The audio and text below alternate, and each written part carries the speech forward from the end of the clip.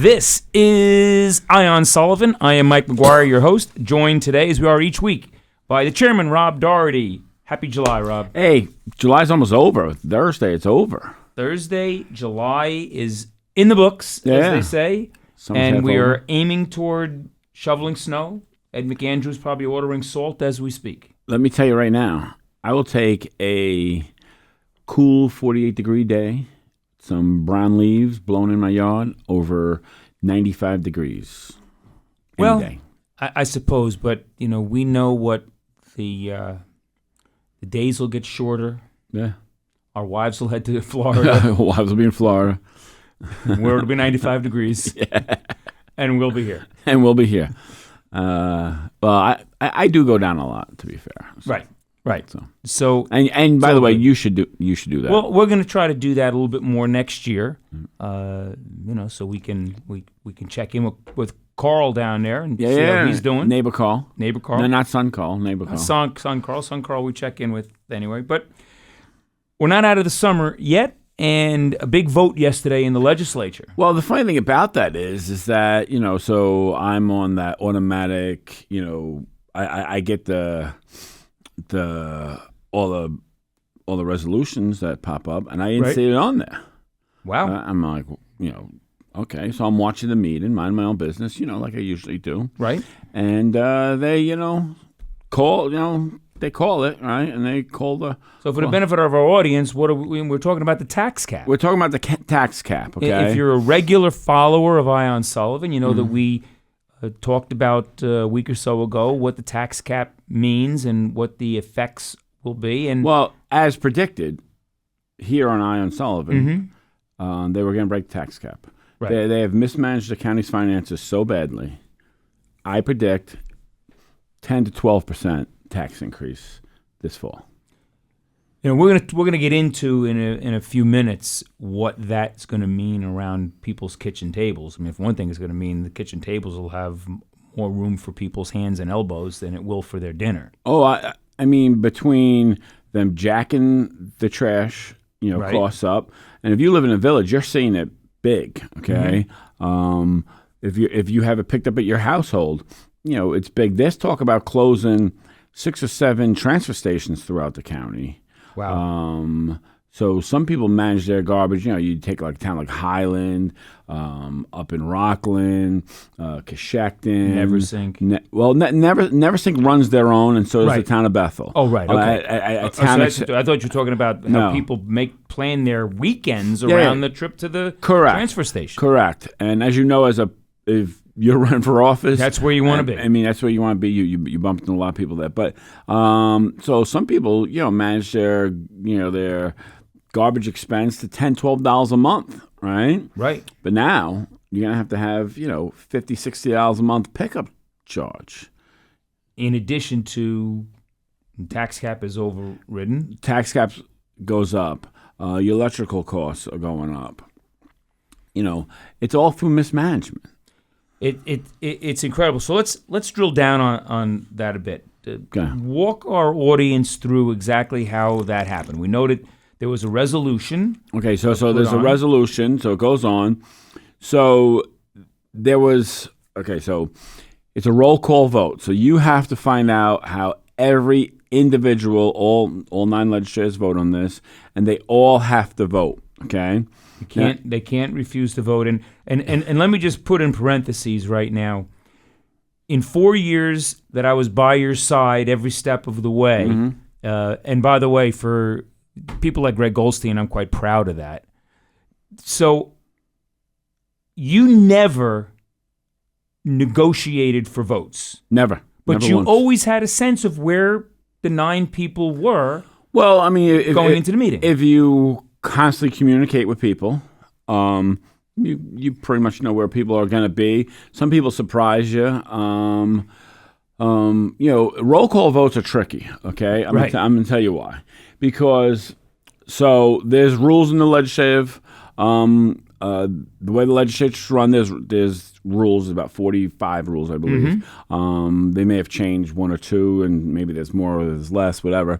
But when you do a roll call vote, you have to go 1 through 9 and then 9. If you do another one in that session, so that's legislative districts 1 through 9. Correct. Is the way the roll call goes. Correct. Andy doesn't just call it haphazard. No. It's very, very methodical. Right. And then if you have one in the same session, then you must go the opposite and you go 9 through 1. So in past legislatures, they were just calling out numbers. Right. They'd be like, 5, 4, because what you want, ideally, is to build momentum, okay? Right. So you may have someone, I'll tell you something, prime example, Alan Sorensen. Right. Good friend of mine. Very dedicated public servant. Very dedicated public servant. His wife, Jane. Great guy. They don't come better than that. They don't come better than Jane. So I would always be nervous if it was a 4-4 situation and he had to make the last call. Alan made you nervous. Oh, that made me nervous. So, Alan was a Republican, but he still had the 60s and 70s in him. Well, he was a social justice guy. He is a social justice guy, which is great. We love Alan. But you also have to remember, I'll give you a prime example. On my second time being named, you voted on to be chair. Alan was not in the room. It was during COVID. Right. But he's MFing him right there. I mean, literally MFing him, like, cursing at him before he votes. Right? I mean, and other people do that. I think he was referred to after that vote as the worst legislator in history. I believe it was the worstest. The worstest, yeah. In history. We are where we are with that. But so you got to be careful about the momentum being built. Prime example yesterday, it just so happened to go that way, where.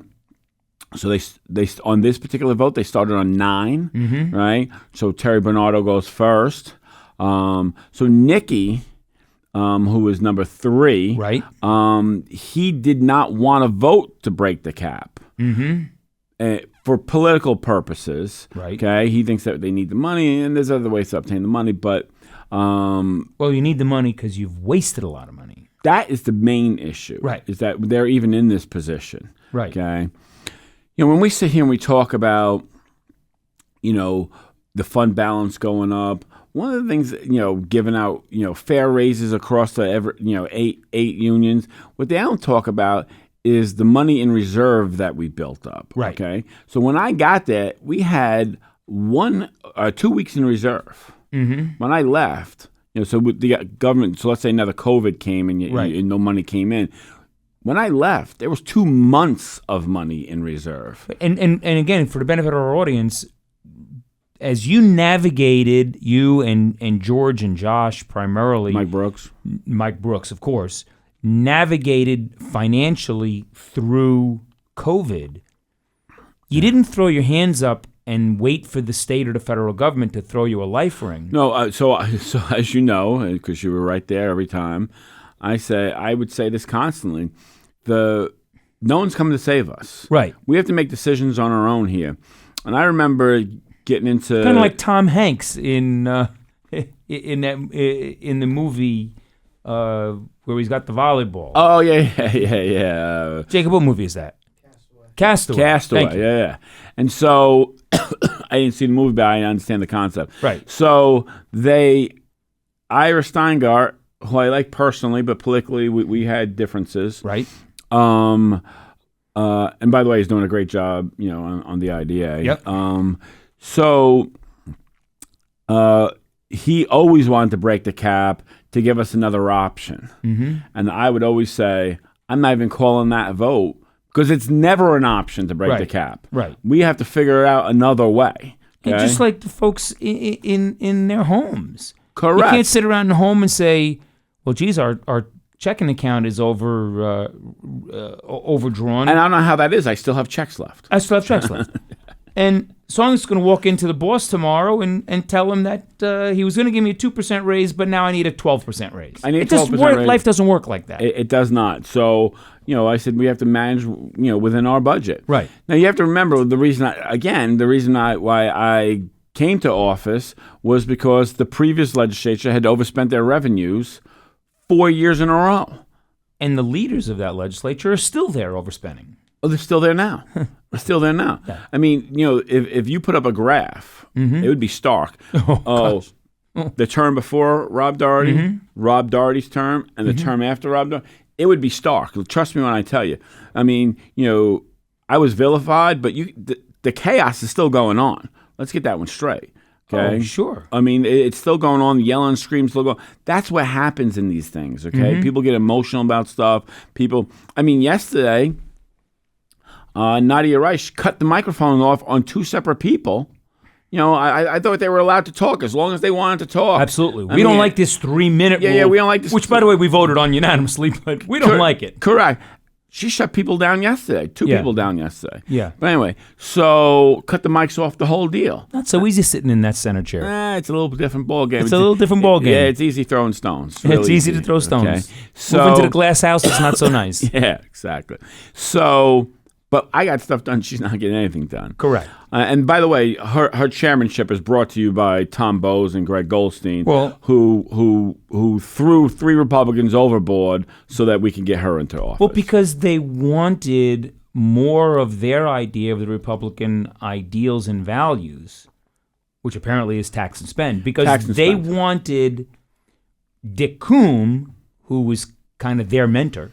Hey, puppet master, yeah. He wanted Nadia to chair the 7-2 majority legislature.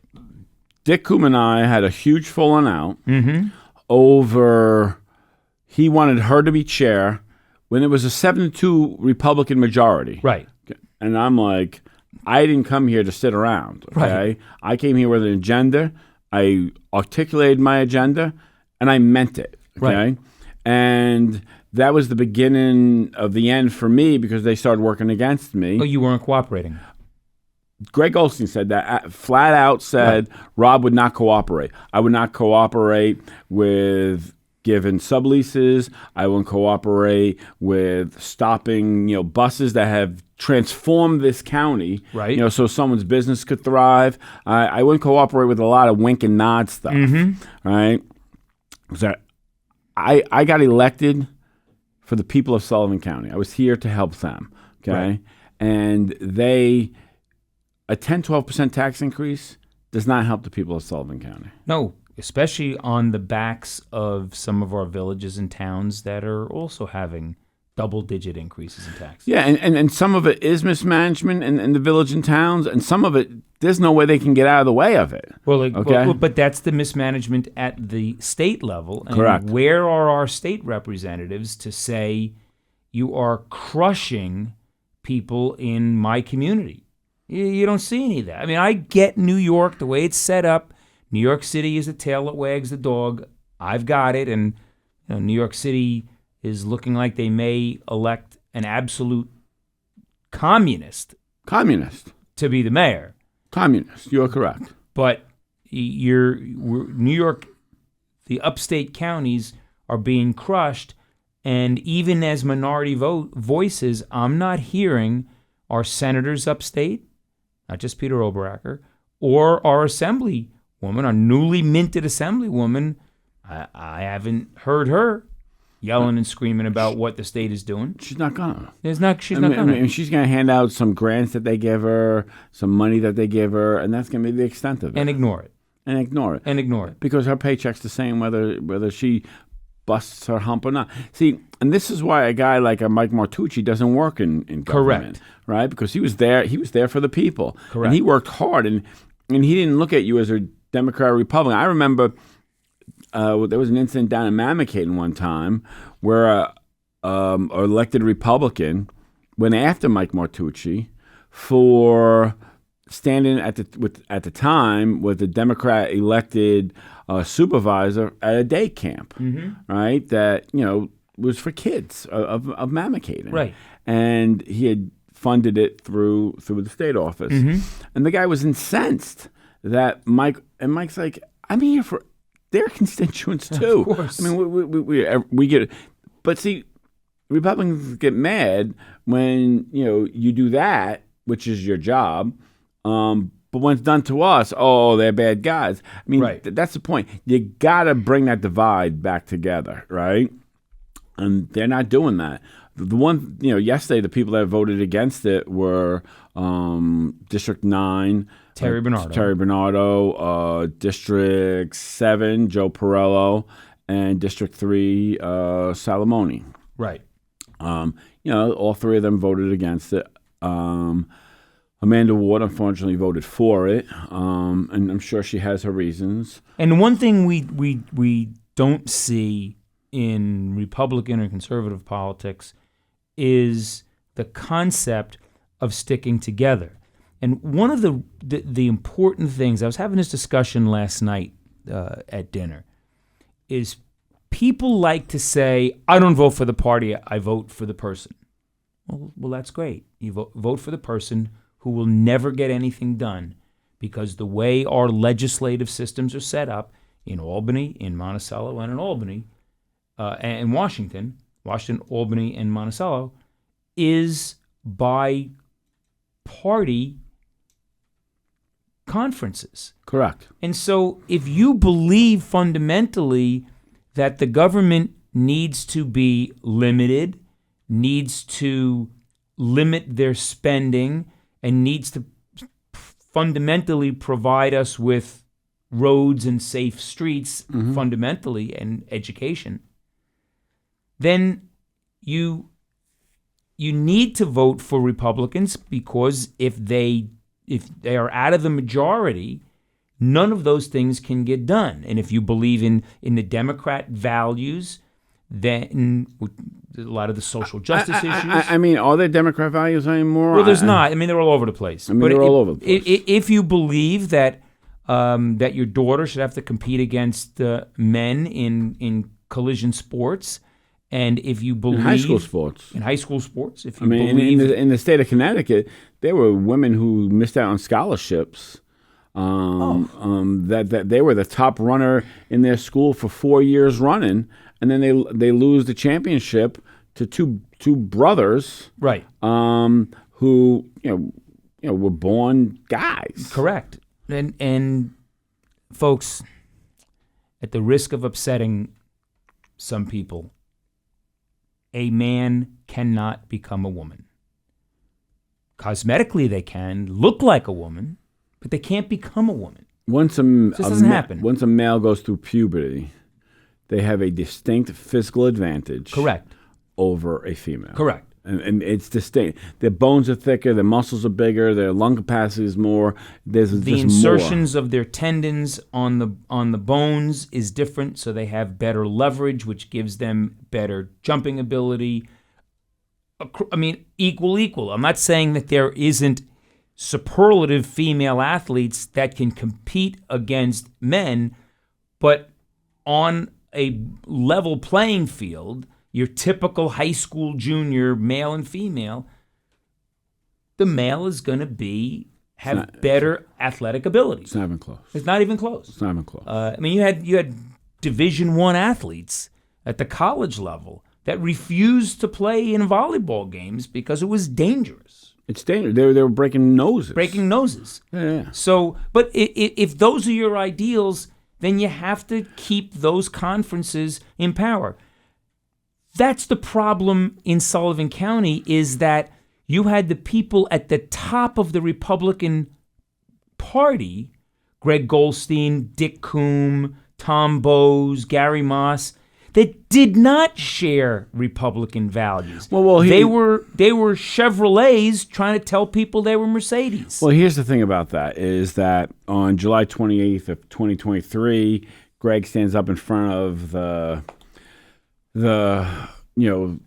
caucus and says, the Republican committee, and says, I'm here to get people elected and heal all wounds. And he did. And they were Democrats, but he didn't get them elected. And then on November 9th, he says something totally different. That's why. So he came in and lied to us, right? All that's ugly about politics and politicians. Okay.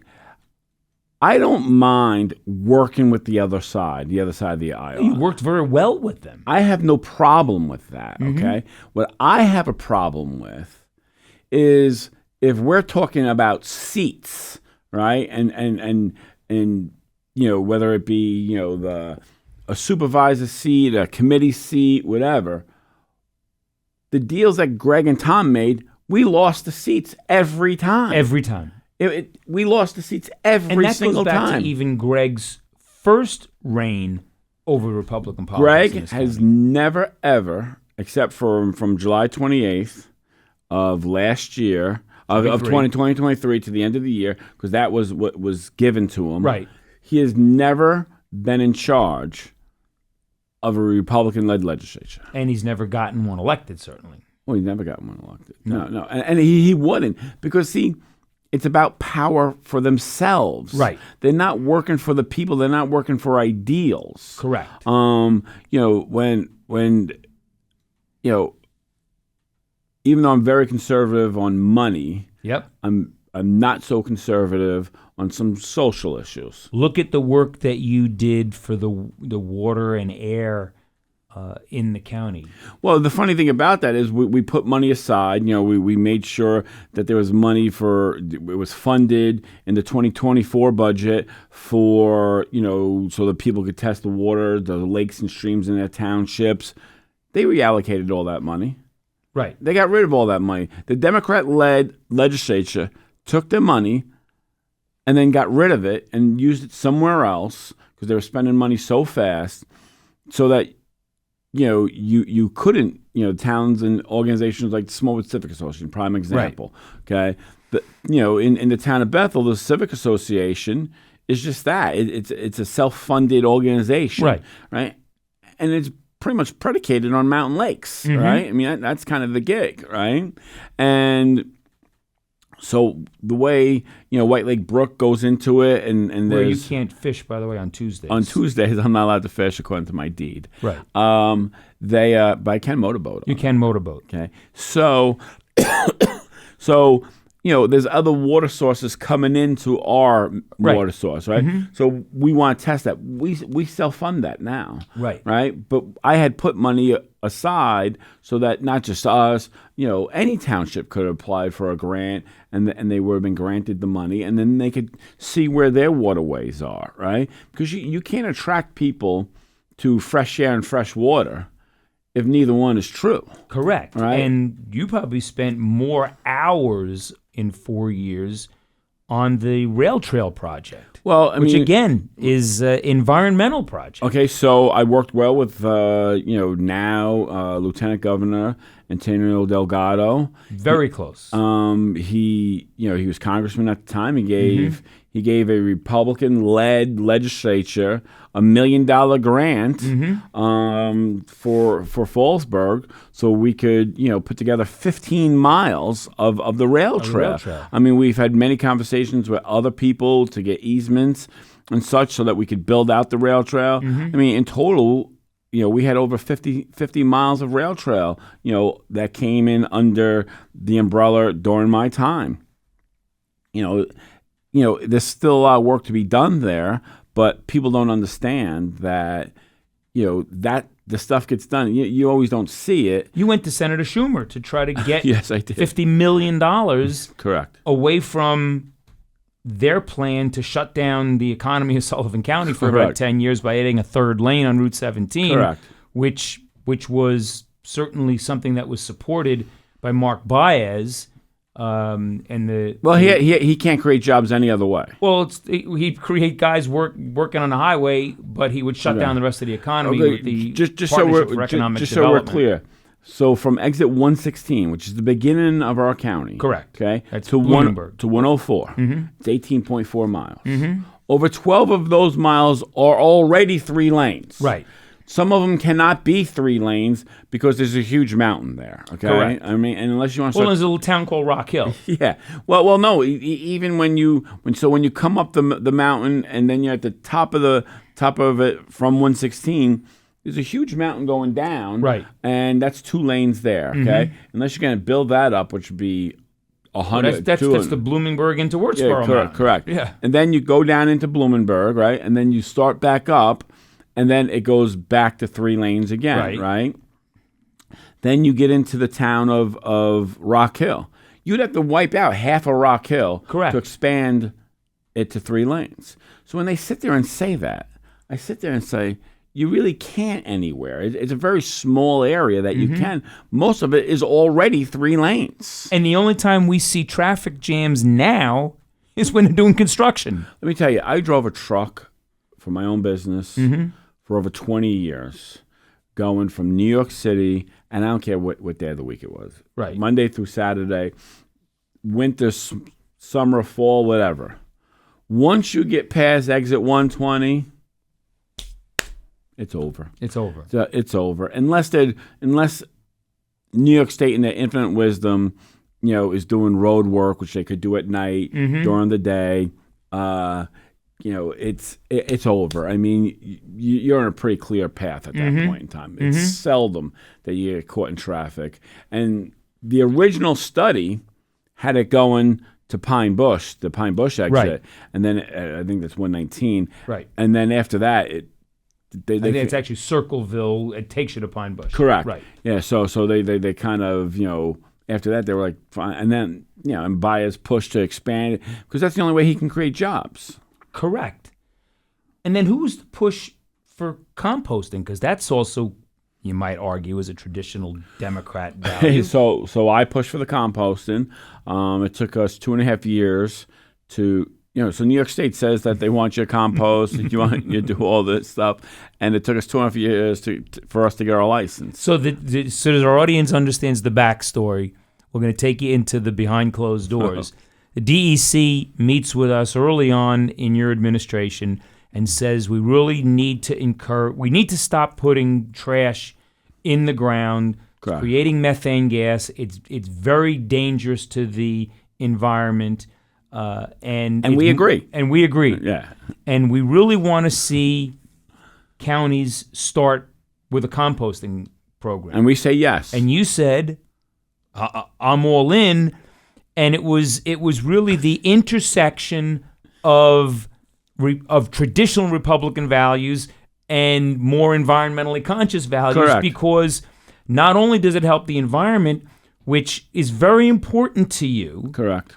But it also could have reduced our carting costs. Correct. By 30% on an $15 million bill. Correct. And looking forward to Seneca Falls closing. Which, by the way, is scheduled to close at the end of this year. Right. At least a third of our problem would have been reduced. Correct. And with that, you said to the DEC, we're all in, and it still took 2 years to get a permit. Correct. So we allocated the money. We bought these little containers because with everything you have to have a pilot program to get people in. And obviously, the commercial end of it would be where most of it would come in. Right. But you had to get people into the culture of doing it. Okay. Right. So we signed people up for it, and we're like, as soon as we get our license, we're going to send out these buckets, right? Mm-hmm. And they had these buckets, and mostly you're putting proteins into there, right? I mean, it basically is what you're doing, right? So, when you clean your plate at kitchen the end, scraps, kitchen stuff like that. And so, 2 years later, people are calling us up. Hey, I signed up for this program. But we don't have a license yet. Easy license. And so DC, so New York State in their infinite wisdom took 2.5 years. 2.5 years to do that. Yeah. So one of the things that we learned that was appealing about this county and was helping, not because of anything that the partnership did. Well, they really didn't do anything. Partnership's a boondoggle. Complete. So, not because of anything they did. In fact, Apple Ice, who is a manufacturer of ice, we see their machines around now, they were brought to the county, and a deal was negotiated. Wasn't by Mark Baez. Who negotiated that deal to bring them here? I negotiated the deal. Right. I negotiated the sale price. I negotiated everything. Right. So, and what was appealing to them to leave Queens or Nassau so they had 4 locations. Right. So they have one in the Bronx. Yep. That I drive by often, oddly enough. They had one in Hudson, New York. Right. It's up in Columbia County. Yeah, and then they had one, I believe, on Long Island. Right. And I didn't know where the other 2 were, but I have forgotten. And Sullivan County was appealing to them because of the proximity to interstates, but it was the electric cost. Correct. It was the NICEAG cost. Correct. So that was a opportunity that Sullivan County had. Everybody screams about economic development. That was an opportunity that we had to bring jobs and to bring a corporate structure to the county. Correct. And in fact, that happened. And then what happened is NICEAG raised their rates precipitously. Oh, insanely. In fact, one of the legislators, District 1 legislator, Matt McPhillips, works for NICEAG as an area manager. Well, that would seem like a conflict because his constituents in District 1 are being absolutely harmed by his work in his job. Well, the funny thing about that is, so Terry Bernardo puts up a resolution Right. To stop further rate increases.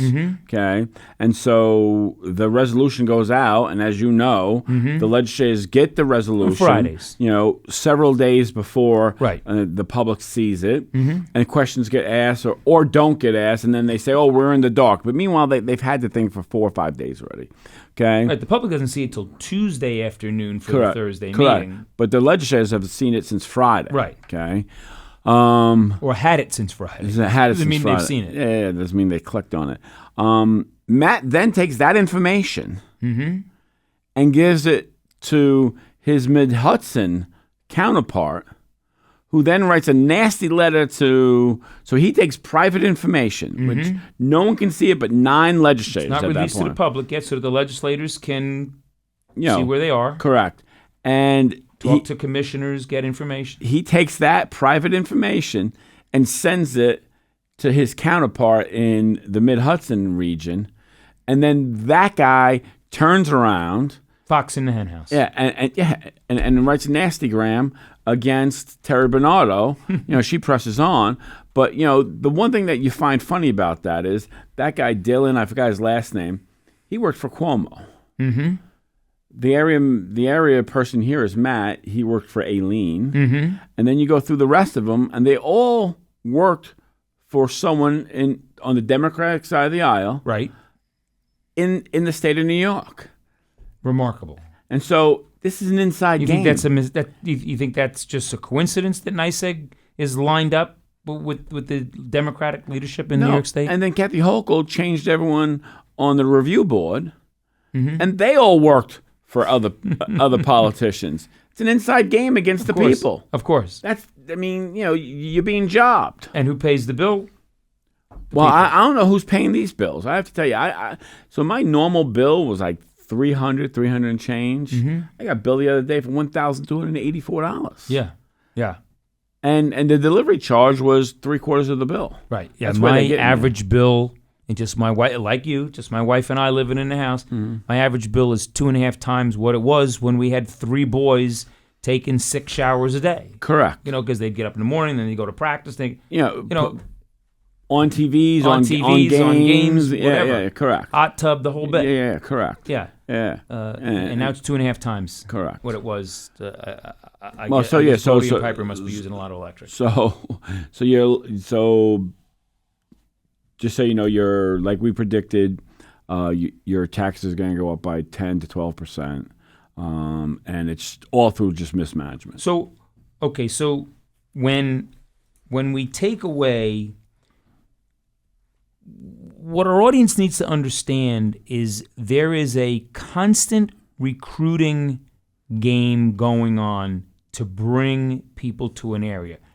Corporations don't find an area by mistake, by and large. They do not. They may realize New York is not a place we want to be, and they'll go hunting. And when they go hunting, they're getting recruited. I mean, we had our eyes open to this when you took hours and hours to understand the whole IDA process and why those policies, the UTEPs that they're called, need to be there. And we were educated by Walter and others about what other neighboring communities are doing. And people say we need economic development. Okay, well, we need not people like Mark Baez. We need people like the IDA. Okay, what has he produced in the time he's been there? Keep in mind, he gets paid. He's got a lot of things. No. He's got a lot of things going on. He can't talk about them at all.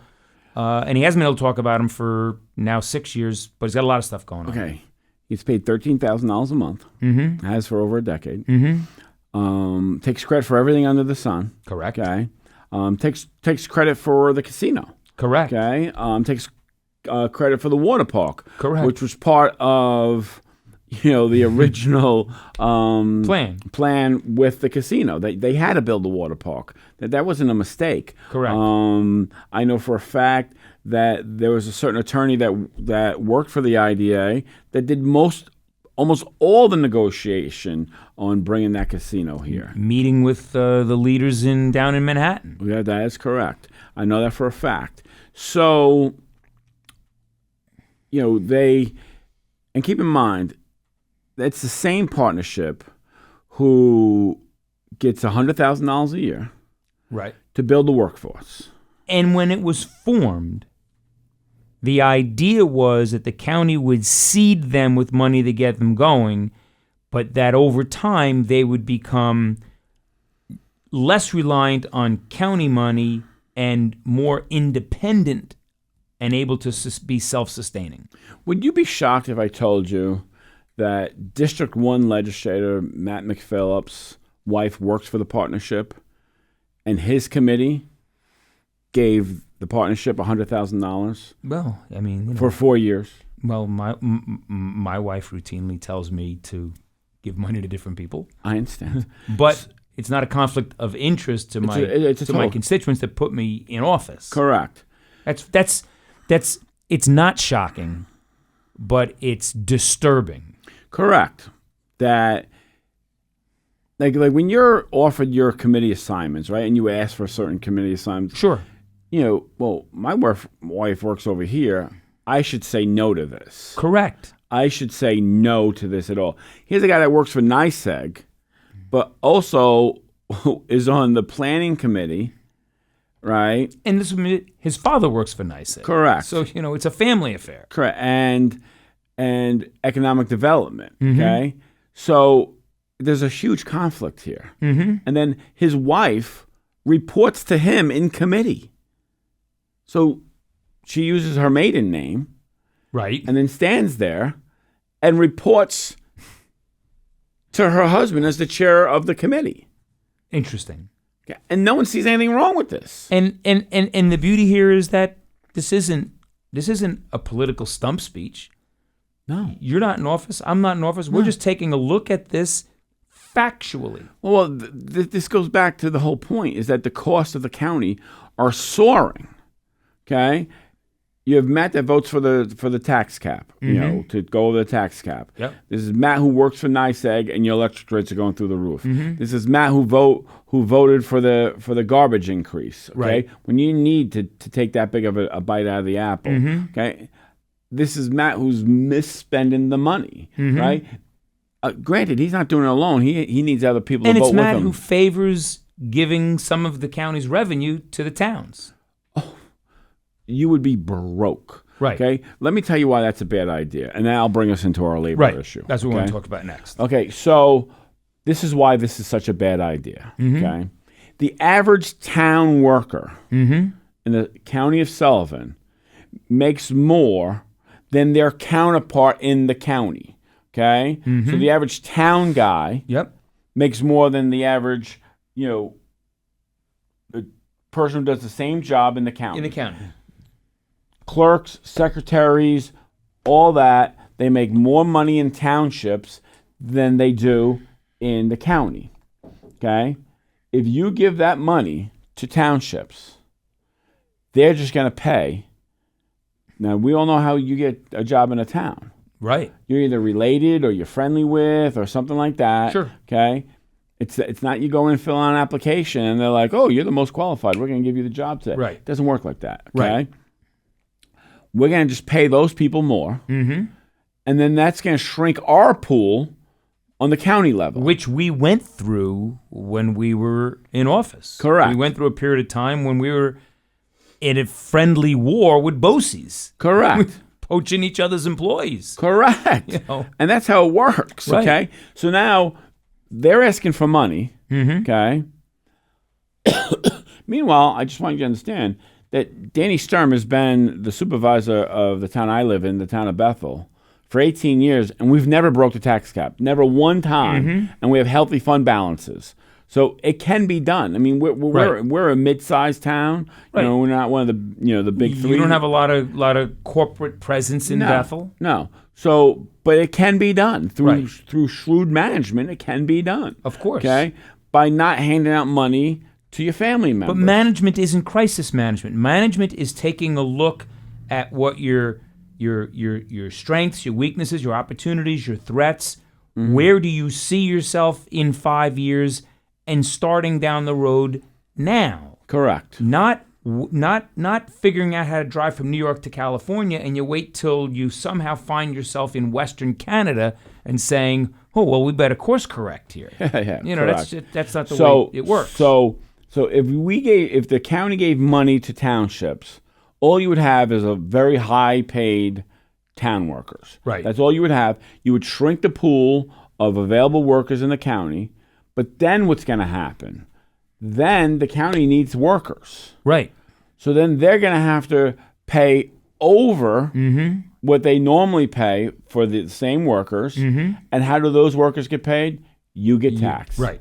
So the tax cap is somewhat the first domino that falls, and it sits squarely at the feet of 9 people who have managed the county finances. No, I think you're wrong. Okay. I think it falls squarely at the feet of Greg Goldstein and Tom Bowes, who were the architects of knocking out myself, Mike Brooks, and George Conklin, who managed the budget effectively. Well, no, you're absolutely right. I mean, if you go back to the true genesis, that is the genesis that's of it. who engineered. Okay. They sneak attacked us. They lied to us. The whole deal. Yep. Okay. And you know, Greg says I was brought in by Tom Bowes, another chairman, to get rid of Rob Doherty. Right. Tom Bowes and Gary Moss, both of whom want the sales tax revenue to go over, once again, conflict of interest. Correct. They're part of the Republican leadership. They're supervisors of towns. Correct. And they want the sales tax revenue because they do not want to look at alternate revenue sources Correct. or effective management of their budgets. Correct. They just say, well, give us more revenue. Correct. And there's another example of a conflict. Correct. So the tax cap gets overridden. Correct. as a symptom of the dire straits that the county is in. Correct. And at the federal level, we see every month or so the jobs numbers come out. Well, the jobs numbers come out by county. It's not only federal. Correct. So where are we today in terms of the jobs numbers? Okay, so this is May of 2025. Okay. Yeah. Mm-hmm. So if you look at it, it says the unemployment rate in the county is 2.8%. Okay. Yep. But as you know, and you know me well, Yep. where I do most of my work is looking inside the numbers and what You side have to. and what those numbers mean. Okay. So when you look There's in lies, damn lies, and statistics. you ain't kidding there. Okay. Wesley Clare Mitchell was the father of statisticians. I know that because I had to do a report on him when I was in college. So when I left office, there was 38,100 people that were the workforce in the county. Okay. Right. And people need to understand that the unemployment rates nationwide only reflect those people who are in the workforce Correct. looking for work. People that have said they're not looking, like your wife and mine, are not counted in the unemployment stats. No, probably not. They're not in the workforce. They're not in the work. No, they are not. They're not. They're not. Your wife begrudgingly is 1 or 2 days a week now, but Right. my wife is trying to smarten her up a little bit and Right. get her out of the workforce completely. and she does want to talk to you about that. Kathleen does want to talk to you about that, by the way. So we currently are 700 people less in the workforce than when I was in office. Okay, and keep in mind. So you left office December 31st, 23. Correct, and so the labor force in the county was about 38,000. 38,100 people. Okay. It then went all the way down to 35,000 through about March of 2024. And then it started coming back. But it's interesting where it came back. Because if you look at those numbers, okay, construction jobs down 6.7%, okay? So what's our primary source of sales tax revenue? Is construction materials. Okay? So when the construction force is down, see, folks, there is a link.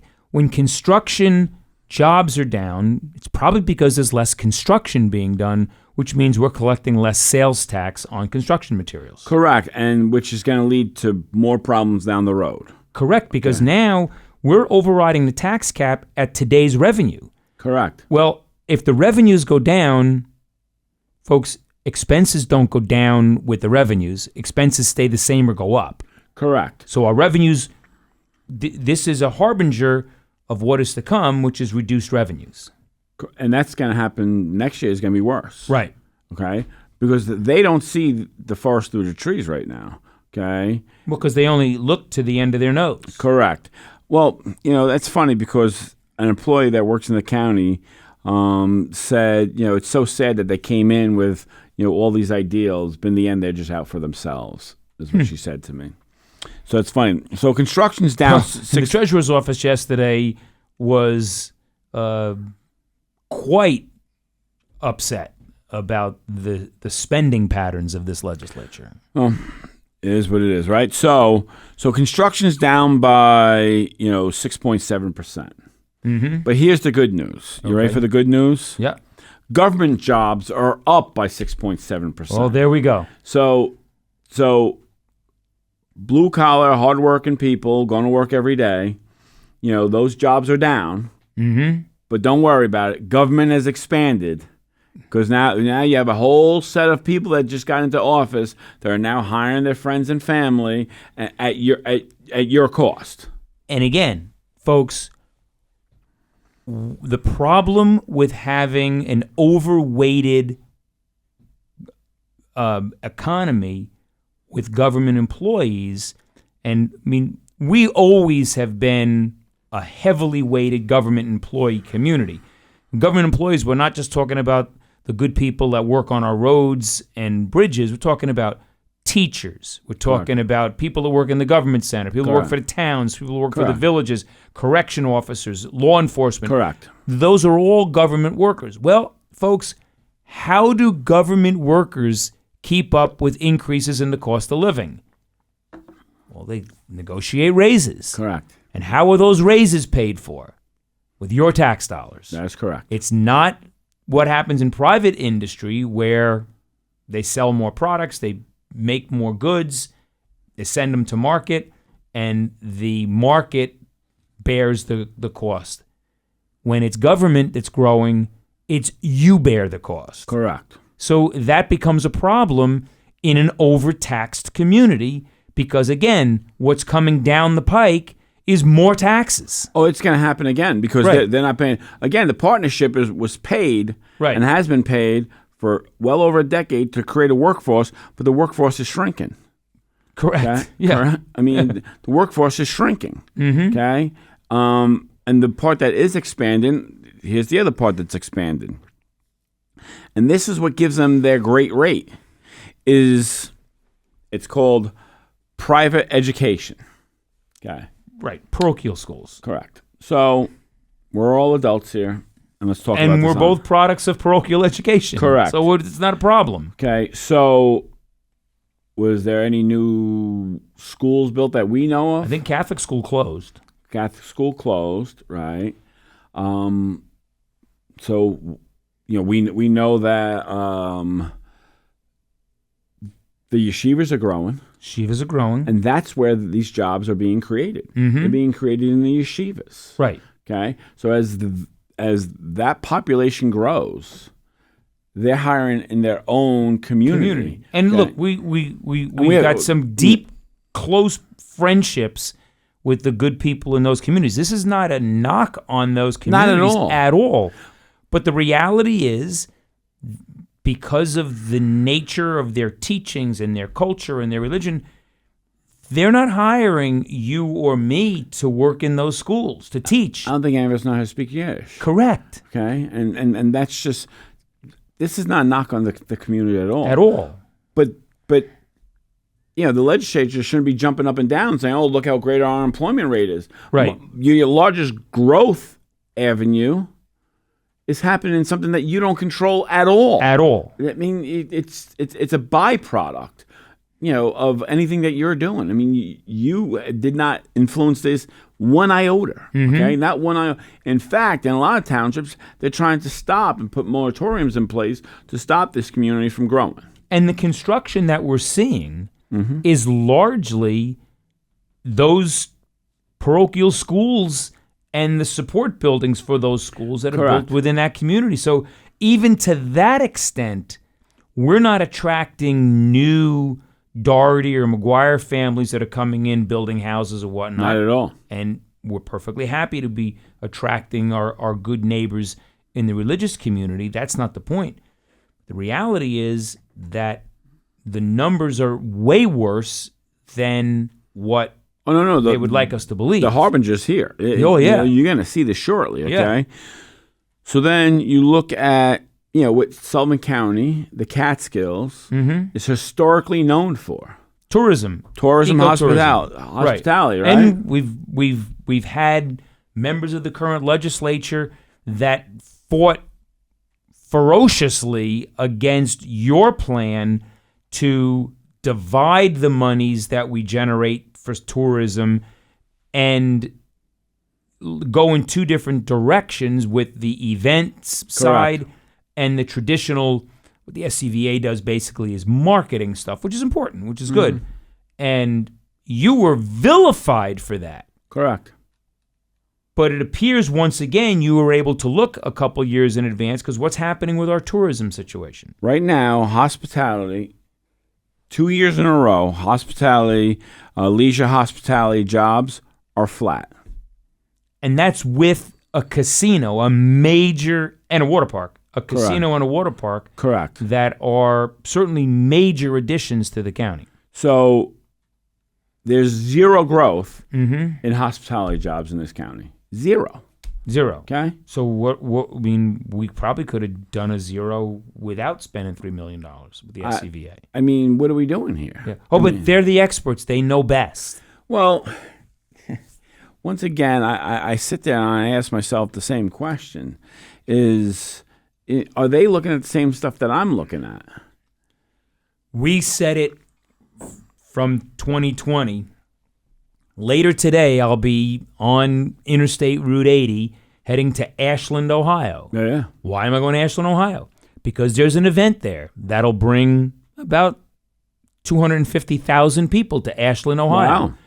If the event was someplace else, I wouldn't be going to Ashland, Ohio. Correct. Events drive people's decisions, whether it be how many little towns did you go to with your sons with wrestling and with baseball and with us with baseball and soccer and skiing.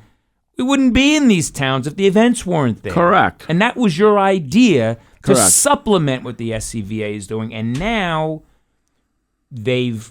current legislators put a kibosh on that event plan. Correct. And now we're flat in tourism. Absolutely flat, zero. So they said, Rob Doherty, you're 100% incorrect. Right. We're going to give all the money, you know, and keep in mind, when I came into office, they received $900,000. Right. When I left office, they received $3.1 million, okay? Right. You was really screwing them. Oh, I screwed them good, huh?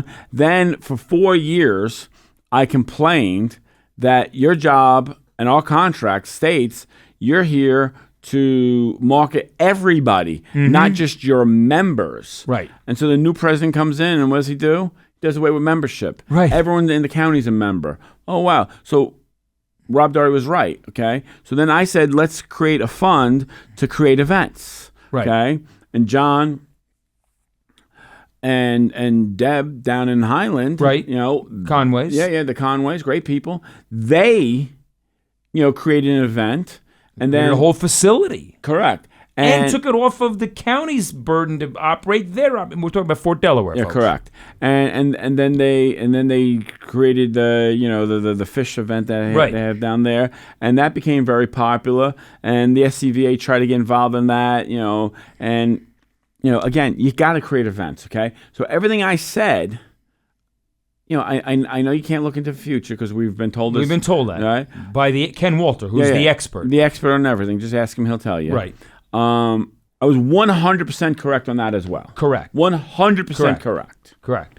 And so now we have zero growth in hospitality, which is our traditional, That's forte. traditionally that's why the summers are what they are here. Okay, so we have. I just want to go over this jobs report. Mm-hmm. Yeah. Hospitality's flat. Mm-hmm. Construction jobs are negative. Mm-hmm. Okay. Government jobs are up. Mm-hmm. Okay. Where does that put us 3, 4, 5 years from now? With a greater gap in our tax situation because revenues are going to drop while expenses are going up. Correct. That's what it means. Increased government jobs, revenue down, expenses up, and decrease in sales tax revenue alone. And George was here a few months back. We got to bring George back. Yeah, we love George. And he, one of the things he monitored closely was the delta between property tax revenue and sales tax revenue, because the idea is we got to take the burden off of the blue-collar workers with a median household income of about $70,000. They can't take any more burden. We can't keep asking them for $300, $400 more. And he was happy that we finally had gotten to a point where sales tax revenue exceeded property tax revenue. I agree. And now we're going to start to likely see a drop-off. So here's the good news, though. I do have some good news. Right. So trade jobs are up by 100. Okay. That's great. Now, if I'm not mistaken, there was a guy that was the chairman of the legislature. Correct. That went down and spoke to the lovely folks down in Workforce Development. Yep. And said, we need to start developing... Laura Quigley, who we love. And we said, we need to start, developing trades in this county. And we started working with BOCES. Worked with BOCES, came up with a whole program at BOCES that, as I recall, it was a welding program. Thing filled up like in 2 hours. Correct. We did a carpentry program. We did a welding program. We've done an electrical program. And you worked with the Carpenters Union to try to get that program into some of the high schools. We got into Monticello High School, which is the biggest high school in the county. In the county, okay. I worked with Scott Smith on that, and it's a program in there. Where Todd Diorio. Yeah. So when you graduate from there, you start as a journeyman. I mean, good paying job right off the bat. Right. And you can, move your life forward, right? So those jobs are up by 100 or 6.7%. They're up by. And that was all, the seeds were sown back in 22 and 23. Correct. And so I'm happy about that, but this legislature just doesn't understand the market report. And meanwhile, you have a guy like, I'm not picking on him, but the fact of the matter is, you have a guy like Matt McPhillips who's never worked for anyone that his parents didn't give him the job. Right. Okay? Right. I mean, that's just a fact. Right. He worked at Bethel Woods and for Aileen Gunther. That's been his work history. Right. All right? So, his wife works for the partnership, gets paid $100,000 a year from the county, from your tax dollars. Right. Okay. To, not develop a workforce. Why'd Frito-Lay leave? Right. Frito-Lay left because there wasn't a workforce here. Right. They were spending too much money in recruitment. That's why they left. Right. Okay. They could not find workers. Right. Right. They're only going to kick themselves in the head for so long. Well, they don't need to, because other communities will open their arms and their checkbooks to bring them. Well, as we know, it's very difficult to open manufacturing in Sullivan County, and it's not because it's Sullivan County. It's because you're right next door to Pennsylvania. Right. Okay, who is very smart about it. It's a better run state than our state, and that's not to cast any aspersions on our governor or anything. They just do a better job. Do a better job. And the one thing that they hand out is payroll credits. If you understand what that means, as a business owner, if I have 10 employees and I no longer have to pay their payroll tax, the state's going to pick it up for me for 10 years. I could take that money and put it in my pocket. My business becomes very profitable very quickly. Right away.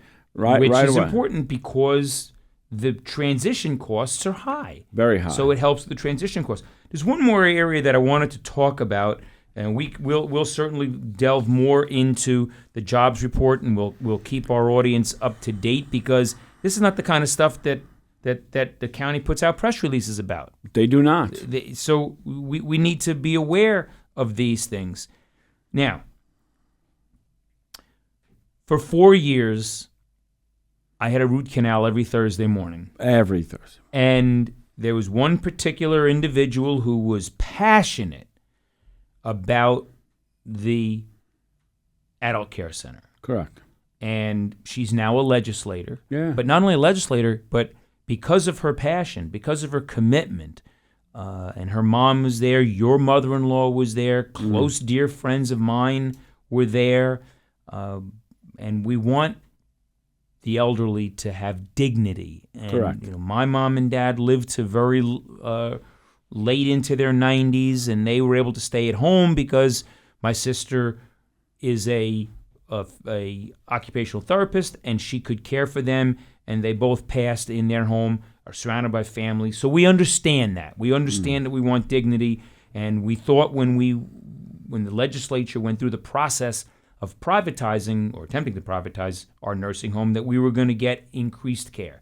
And all we heard from Kat Scott for 4 years was that, just as a continuation of the Democrat talking point, we're, throwing grandma over the cliff, dirty correct. Air and water. Well, she was going to fix everything. She's going to absolutely fix everything. She was going to guarantee, she was going to bring it back under county control so that the care would improve.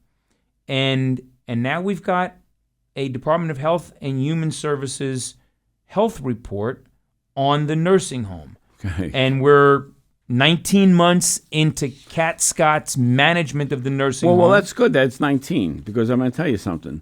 There's 19 violations. Okay? Well, one a month. Yeah, so under Kat Scott, Yep. The Director of Health and Family Services, Right. That's her committee, that's what she's in charge of, and she knows the care facility so well. Okay. Oh, she was the head of the parents committee or the family committee, Oh, yeah. and was there on Top Halloween notch. and top notch, right? Christmas, the whole deal.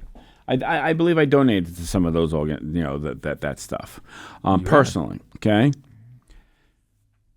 19 violations. Okay. 19 violations. Okay. 4 of them are considered.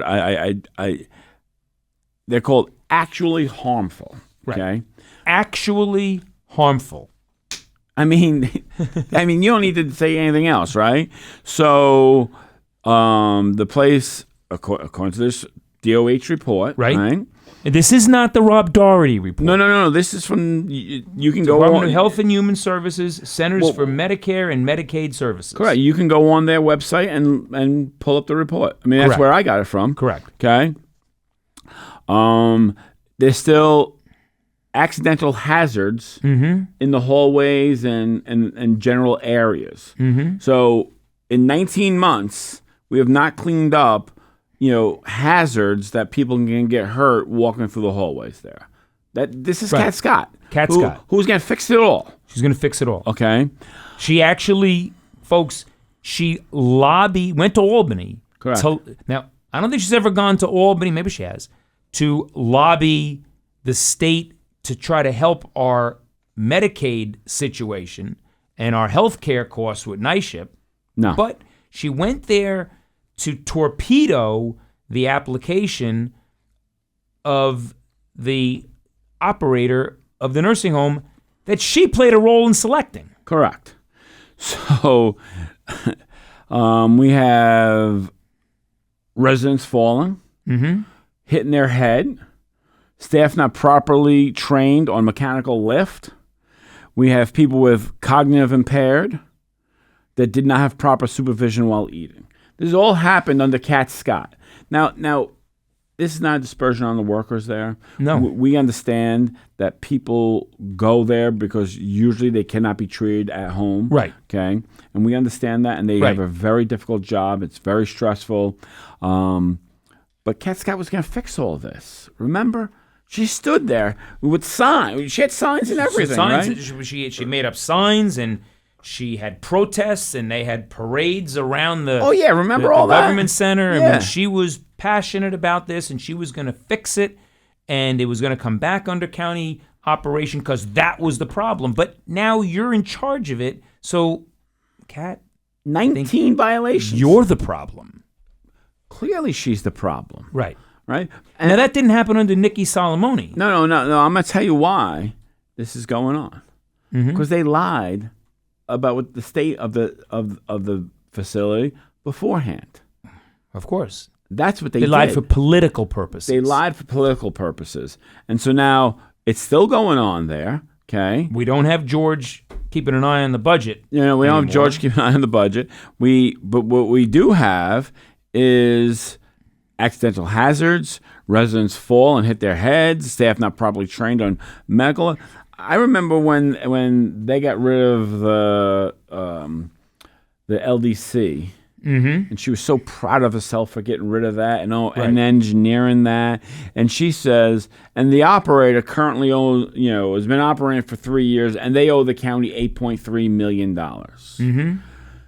I don't know what school she went to, but she didn't learn math. Okay, right. We were losing $1 million a month. Right, $12 million a year. Okay, so it's $36 million over 3 years that they've been operating. We're down $8.3 million. We're ahead. So we would have been down $28 million more than we are now on the facility. And a good part of that is that we got a professional operator in there that knows how to operate to not have the mounting losses.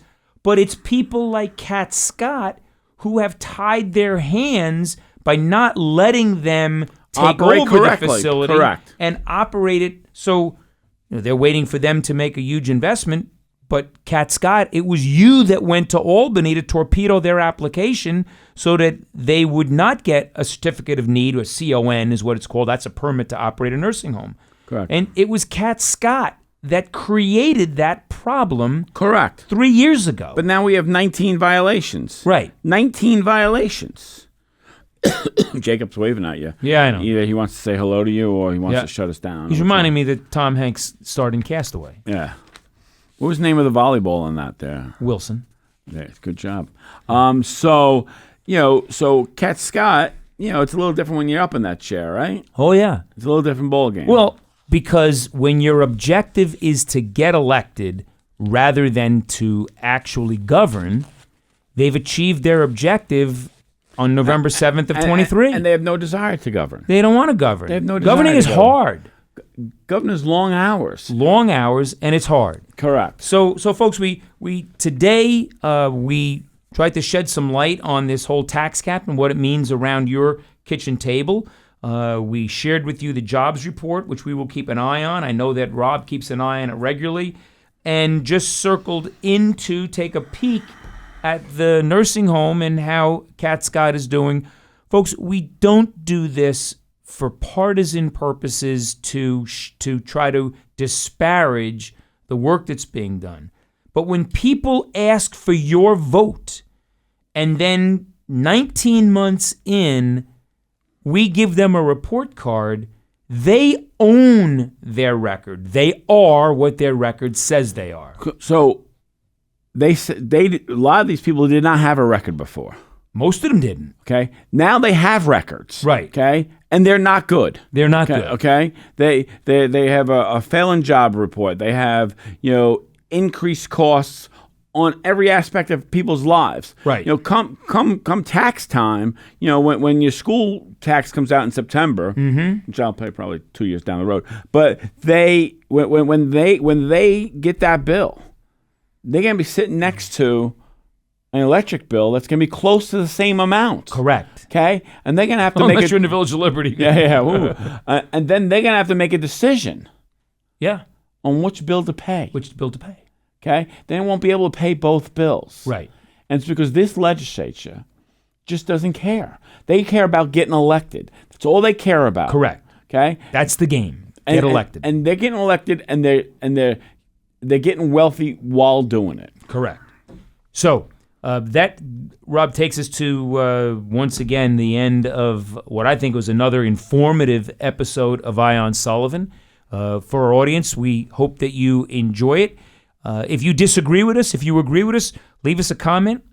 Check us out on YouTube or on Spotify. You want to share this link, and not just the excerpts, but share the whole link on your platforms so that we open the dialogue here. All we do is open the dialogue. And again, to any of the current sitting legislators, if you disagree, if you say you don't understand the problems we were confronting, that chair right next to Rob is open. We keep it warm for you. Yep. You let us know when you want to come in. I'll even bring you a cold drink. He'll bring you a cold drink, and you can sit in there. Or you can drop us a comment at ionsullivan@gmail.com. That's ionsullivan@gmail.com. I want to remind everybody to support the local vendors that support Ion Sullivan. That is the Wurtsboro Diner down in Wurtsboro. Check out the new patio.